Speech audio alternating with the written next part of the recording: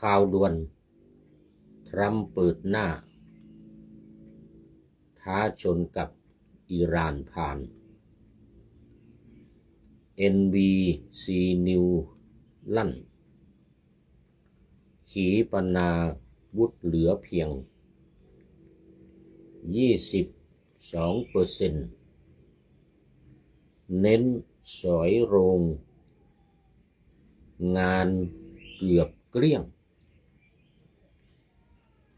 และฐานยิงก็เดี่ยงเกมนี้ใครคุมชั้นเชิญโดนัลด์ทรัมป์ประธานาธิบดีร่าเริงให้สัมภาษณ์กระเจิงเรารู้ตัวเลขแม่นยำ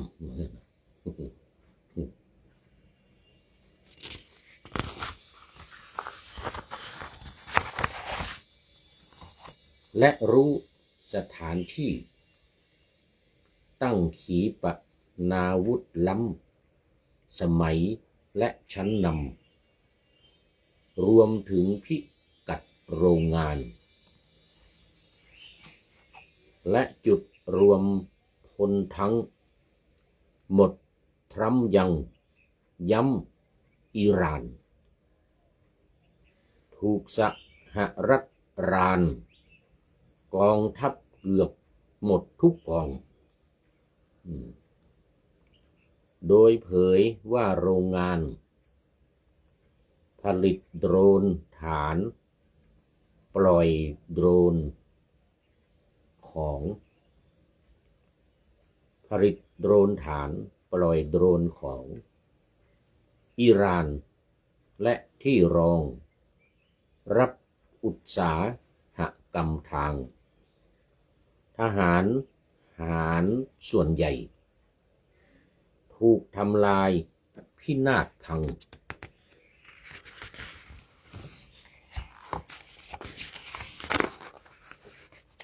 คาดว่าตอนนี้คลังแสงอาวุธหรือเหลือประมาณ21-2%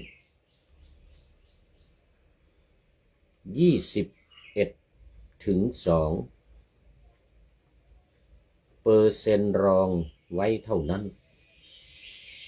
พร้อมทั้งส่งสัญญาณว่าข้อตกลงจะมี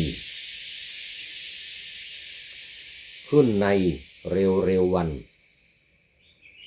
เพราะอิหร่านในตอนนี้ไม่มีทางเลือกดีอื่นกว่านี้ได้อีกเลยขอถวายความนอบน้อมแด่พระรัตนตรัยมีพระพุทธเจ้าเป็นต้นขอถวายความเคารพพระมหาเถระพระเถรานุเถระเจ้าคณะพระสังฆาธิการทั่วโลก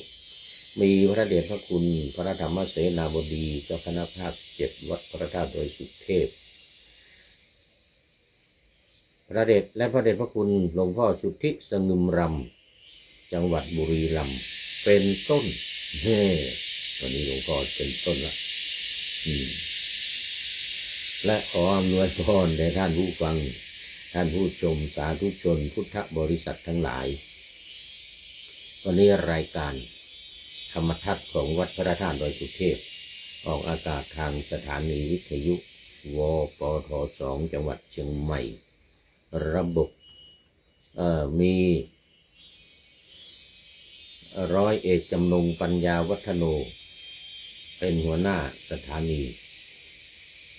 ระบบ AM นะแต่จำคลื่น8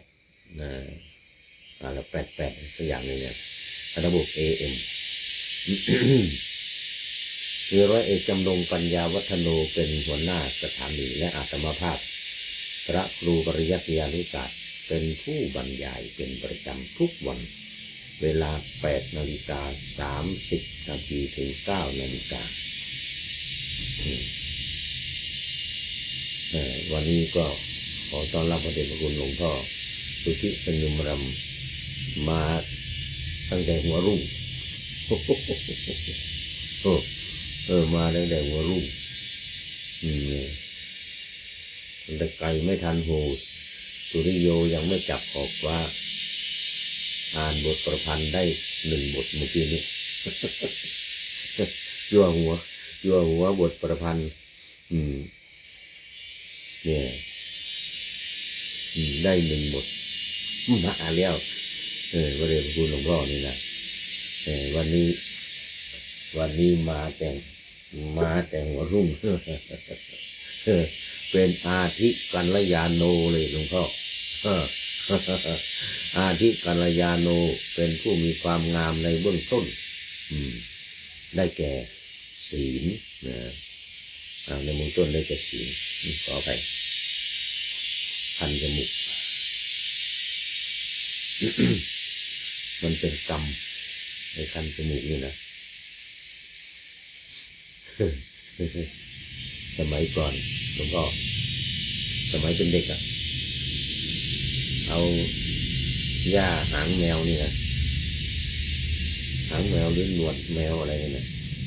ไปแย่จมูกเพื่อนเวลาเรานอนหลับเลยแย่เสร็จแล้วต้องรีบหนีไปอยู่ไกลๆเนี่ยเดี๋ยวโดนตีนนะคันจมูกมันเลยแล้วมันก็ตื่นขึ้นมาทำนี่นะแล้วก็หลับต่อแล้วก็เอาไปแย่อีก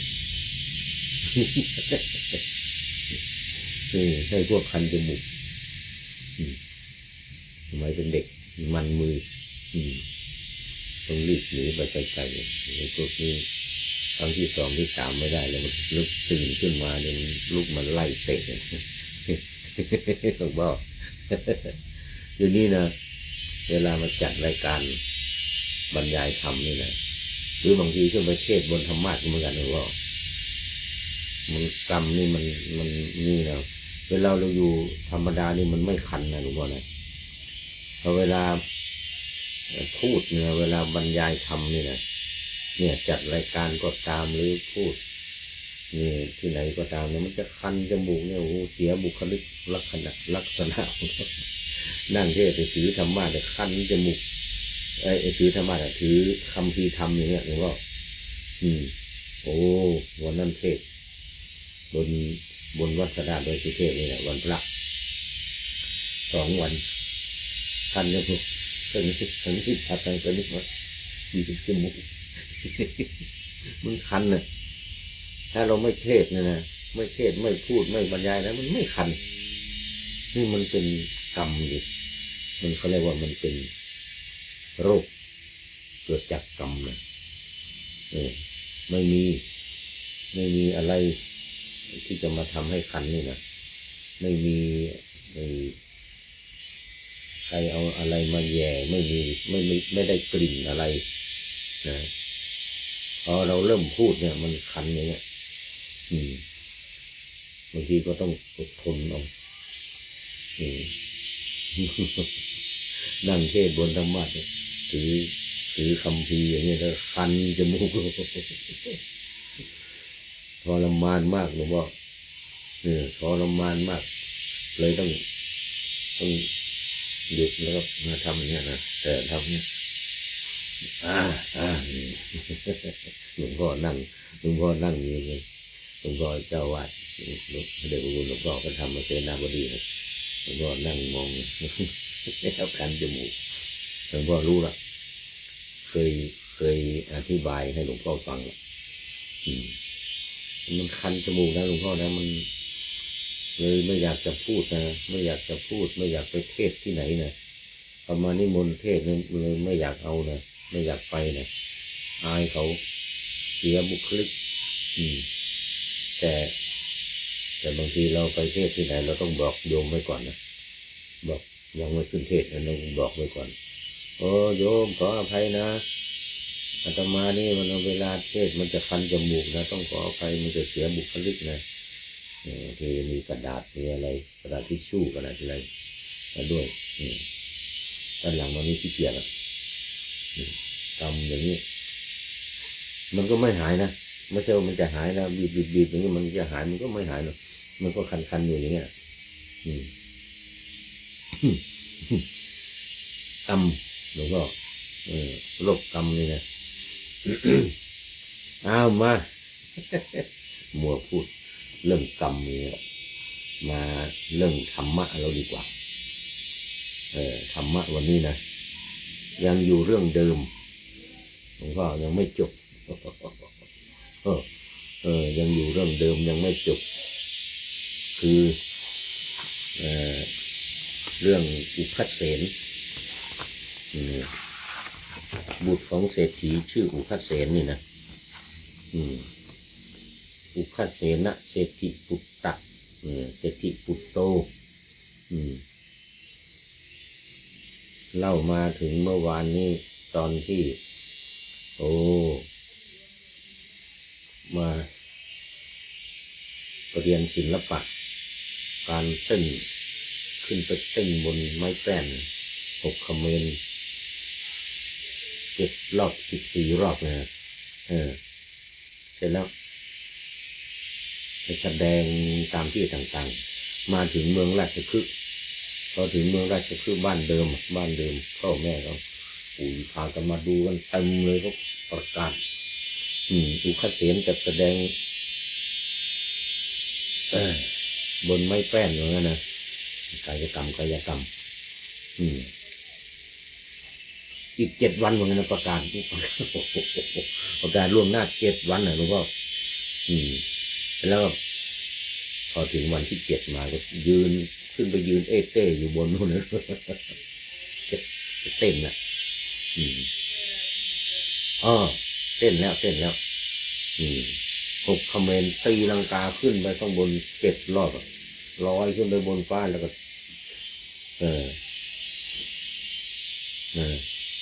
เป็นศิลปะที่สวยงามมากเรียนจากพ่อตาแค้นที่ปัญญาแซวลูกแซวตัวเองน่ะตีวัวกระทบคาดอย่างว่าขอไปตีวัวกระทบคาดบอกเย้าแย่ลูกเล่นร้องเพลง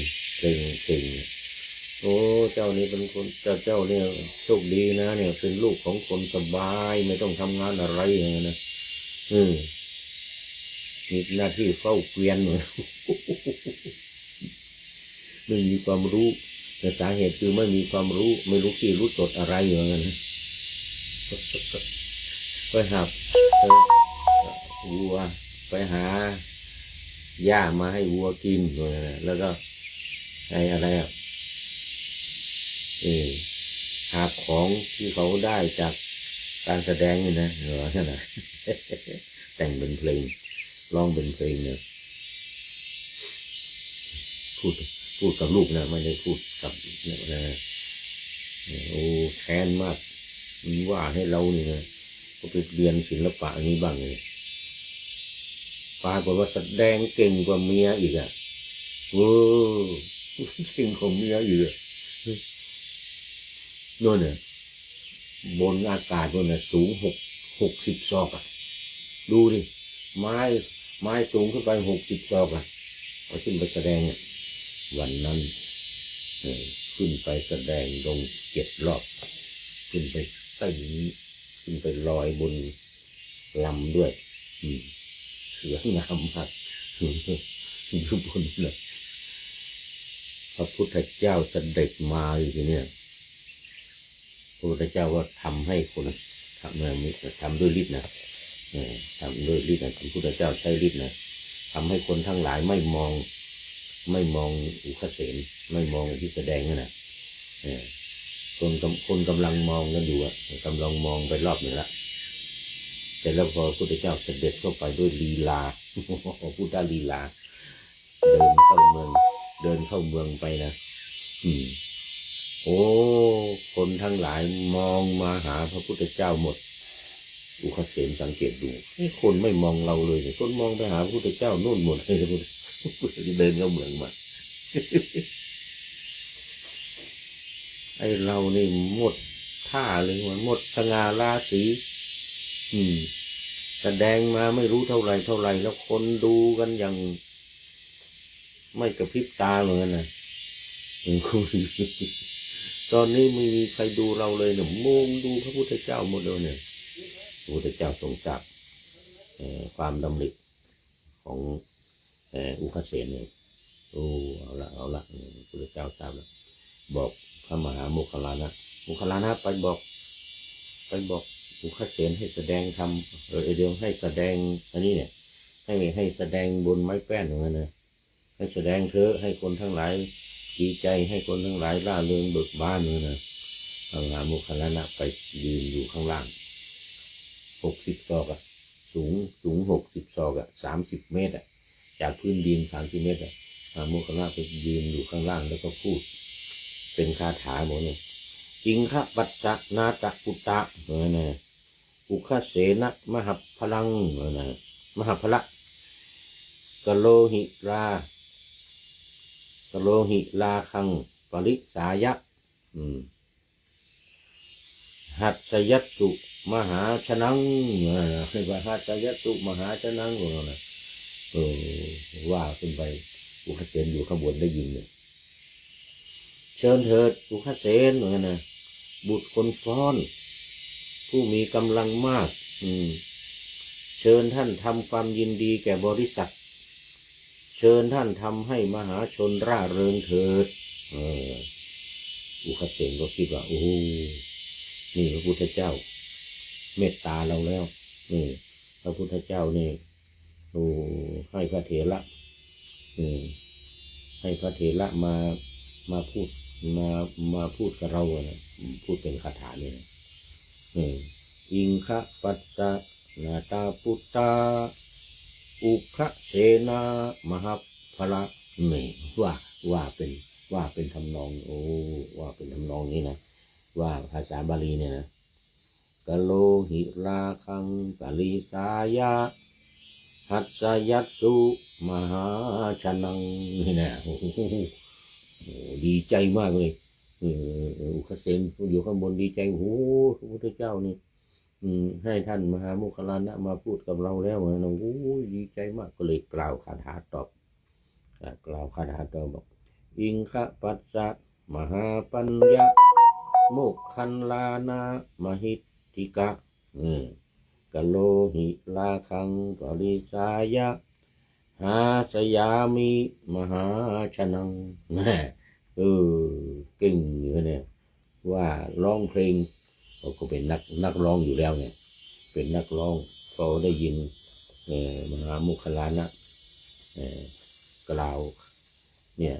คาถาปัทยาวัดเนี่ยนะกล่าวคาถาปัทยาวัดโอ้โหอันนี้ก็ว่าเลยตัวเองก็เป็นนักร้องนักแลอยู่แล้วว่าเป็นคาถาก็ว่าเป็นคาถาตอบเลยเชิญเถิดท่านมหาโมคคัลลานะผู้มีปัญญามากมีฤทธิ์มากเชิญท่านจงดูนะกระผมจะทำความยินดีแก่บริษัทจะยังมหาชนให้ร่าเริงเหมือนกันโอ้ดีอกดีใจยืนขึ้นบนไม้แป้นครับ6 คเมนตีลังกาขึ้นไป14 รอบทีนี้เนี่ยตอนแรกก่อนที่พระพุทธเจ้าจะเสด็จมาทำ7 รอบคราวนี้เอา14 รอบเลยเต้นขึ้นไปบนอาการนั้นนะฟ้อนลำไปด้วยนะฟ้อนลำด้วยโอ้โหลีลาท่าทางสวยงามมากลอยอยู่บนอากาศนั่นนะ60 ศอกอ่ะแล้วก็จาก60 ศอกนะปลายไม้แป้นนะปลายไม้แป้น60 แล้วลอยขึ้นไปข้างบนนู่นนี่โอ้โห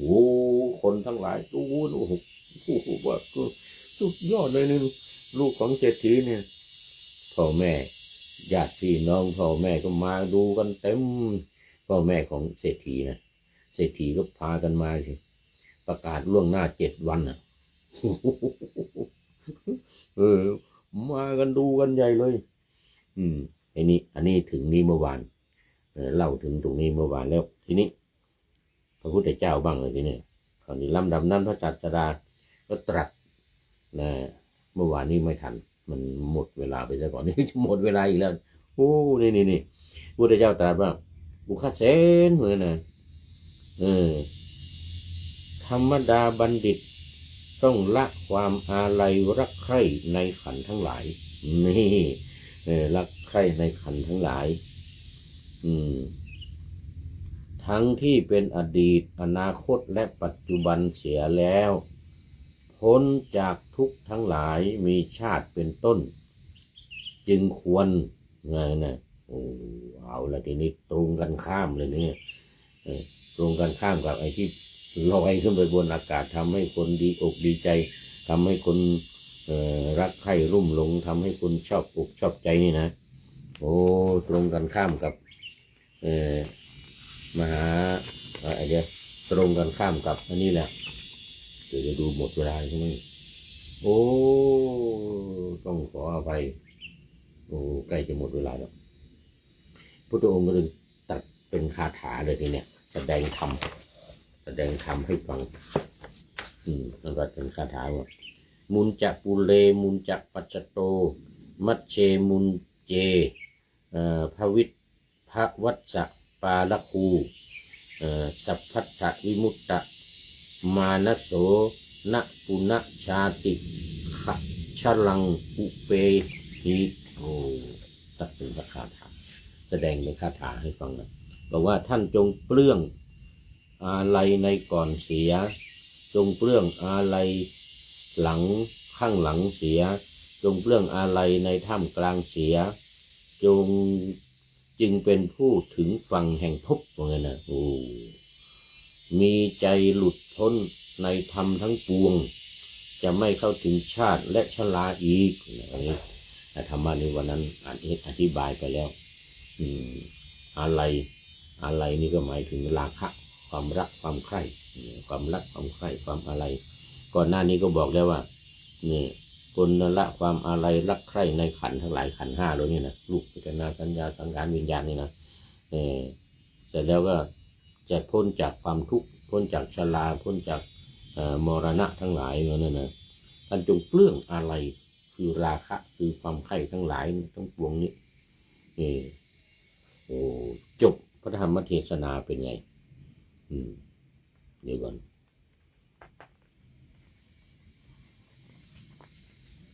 พอจบพระธรรมเทศนาการตรัสรู้ธรรมได้มีแก่สัตว์84,000โอ้โหพระพุทธเจ้ารู้แล้วไงเมื่อวานก็บอกไว้แล้วไงดูในข่ายคือพยานแล้วดูในข่ายคือพยานแล้วว่าสัตว์84,000เนี่ยจะได้บรรลุธรรมมีโสดาบันเป็นต้นสกัทธาคามีอนาคามีอรหันต์พอแสดงธรรมนี้จบเนี่ยโอ้สัตว์84,000บรรลุธรรมฝ่ายอุคเสนทูลขอบรรพชาอุปสมบทละทีนี้โอ้อันนี้แค่แสดงธรรมอุคเสนเนี่ยอุคเสนนี่น่าจะบรรลุเป็นโสดาบันโอ้ตอนนี้ขอต้อนรับดอกฮักซิตี้โอ้ท่านอาจารย์อย่างเนี่ยมันจะลืมชื่อวัดเนาะอาจารย์อำเภอสันทรายจังหวัดเชียงใหม่ดอกฮักซิตี้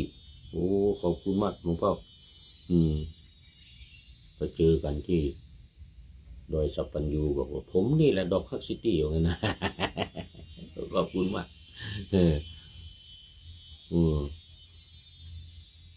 อำเภอสันทรายลืมชื่อวัดนี่รักนี่แหละฮักนี่แหละวัดต้นฮักวัดต้นฮักอำเภอสันทรายเป็น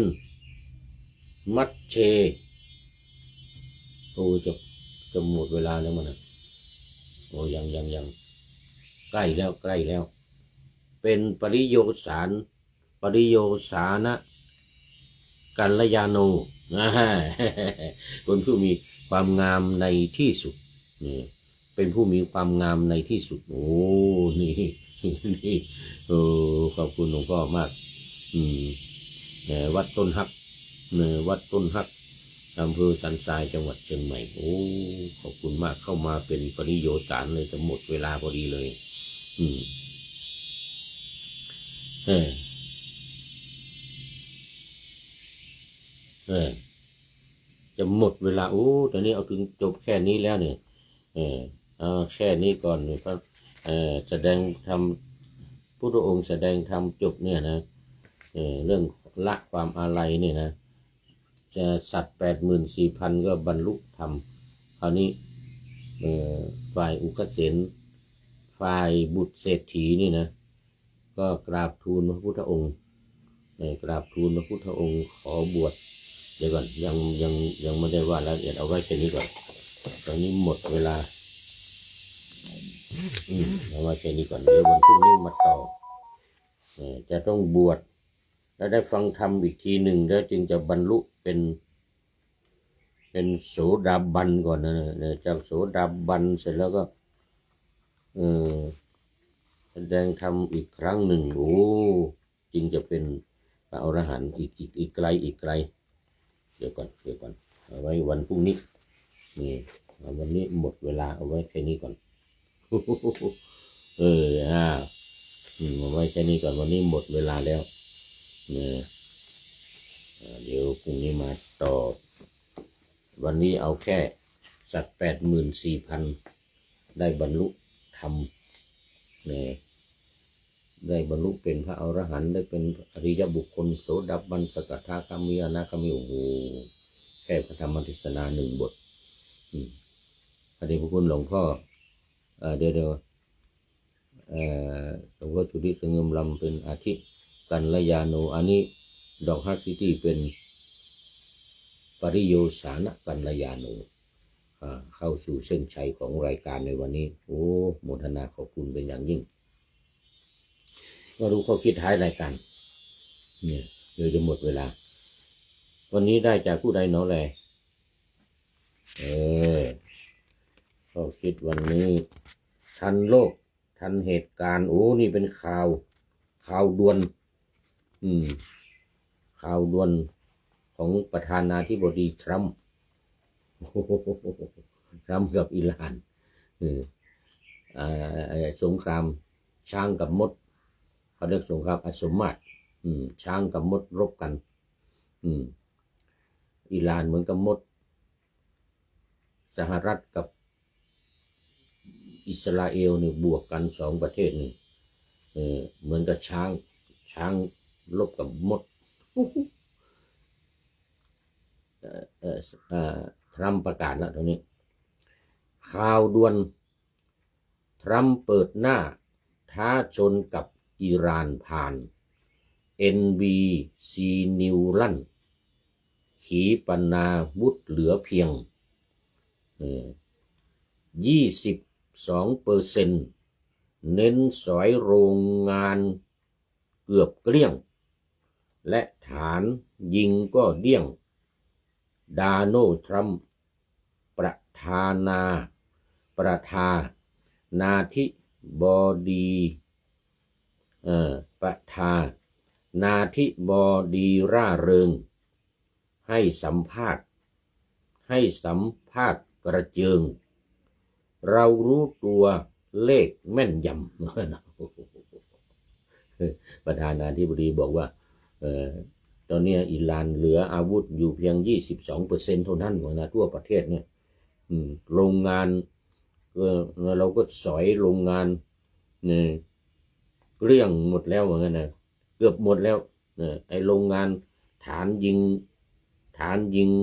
ไอขีปนาวุธนะฐานยิงขีปนาวุธของอิหร่านนี่นะโอ้จะหมดแล้วอิหร่านจะไม่มีทางแล้วจะสู้เราไม่ได้แล้วเหมือนกันนะประธานาธิบดีทำได้ประกาศอย่างร่าเริงเบิกบานโอ้โหชอบใจใหญ่เลยแล้วก็บอกว่าเราได้รู้ตัวเลขแม่นยำเหมือนกันนะเรารู้ตัวเลขแม่นยำนี่เดี๋ยวก่อนโดนัลด์ทรัมป์ประธานาธิบดีร่าเริงให้สัมภาษณ์กระเจิงเกมนี้ใครค คุมชั้นเชิงเดี๋ยวก่อนมันงงเนี่ยมันงงโอ้นี่ฐานยิงก็เดี้ยงเกมนี้ใครคุมชั้นเชิงดาโนทรัมป์ประธานาธิบดีร่าเริงให้สัมภาษณ์กระเจิงเรารู้ตัวเลขแม่นยำตัวเลขของอาวุธของอิหร่านเนี่ยมีเท่าไรเนี่ยนะดาโนทรัมป์รู้หมดแล้วและรู้สถานที่ตั้งขีปนาวุธล้ำสมัยและชั้นนำรวมถึงพิกัดโรงงานและจุดรวมพลทั้งหมดทรัมป์ยังย้ำอิหร่านถูกสหรัฐรานกองทัพเกือบหมดทุกกองอีกโมขนาดนักทรัมป์ประธานาธิบดีทำนี่เป็นเขาเดี๋ยวนี้เขาให้ฉายาเป็นนักโมแล้วโดยเผยว่าโรงงานผลิตโดรนฐานปล่อยโดรนของอิหร่านและที่รองรับอุตสาหกรรมทางทหารส่วนใหญ่ถูกทำลายพินาศพังคาดว่าตอนนี้คลังแสงอาวุธเหลือประมาณ21 ถึง 2%21 ถึง 22เลยนะ21 ถึง 2%รองไว้เท่านั้น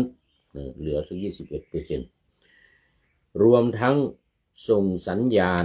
ว่าข้อตกลงจะมีขึ้นในเร็ววันเพราะอิหร่านในตอนนี้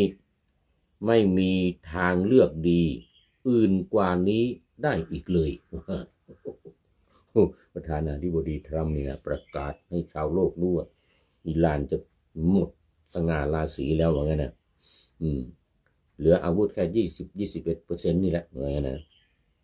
22%อันนี้ก็ข่าวจากทันโลกทันเหตุการณ์โอ้โมทนาเป็นอย่างยิ่ง NBC News จาก NBC News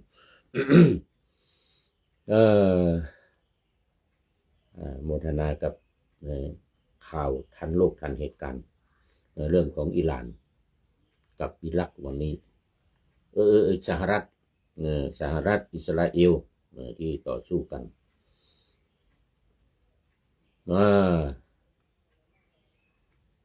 รายการอะไรนี่ขอนำรายการธรรมะทัดไปก่อนแล้วจะย้อนมาใหม่ในวันหลังเพื่อให้ท่านทั้งหลายได้รับฟังพระธรรมเทศนาเหมือนดังเดิมเป็นธรรมะจากพระราชวังเป็นนาวาโด่งดังสว่างไสวเป็นทองคำล้ำค่ากว่าสิ่งใดผิดอีกแล้ว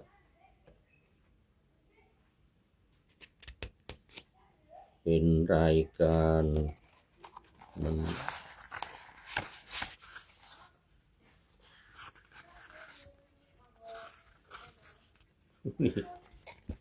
ธรรมทัศน์รายการธรรมทัศน์ขอทุกท่านทั้งหลายสุขกายสบายใจปรารถนาสิ่งใดอันเลิศล้ำจงเพิ่มพูนตามบุญงามและตามกรรมที่ได้บำเพ็ญไว้ทุกประการขอเจริญพรสุดท้ายจริงๆท่านอาจารย์พระครูประหลัดณรงค์ฤทธิ์อุปลักขิโตทองแมนสาธุครับผมหมดเวลาพอดีครับท่านอาจารย์กราบสาธุครับว่างั้นนะหมดเวลาพอดีนี่สุดท้ายจริงๆปริโยสานะกัลยาโนเป็นผู้มีความงามในที่สุดจริงๆวันนี้กับผมคุณเป็นอย่างยิ่งขอเจริญพร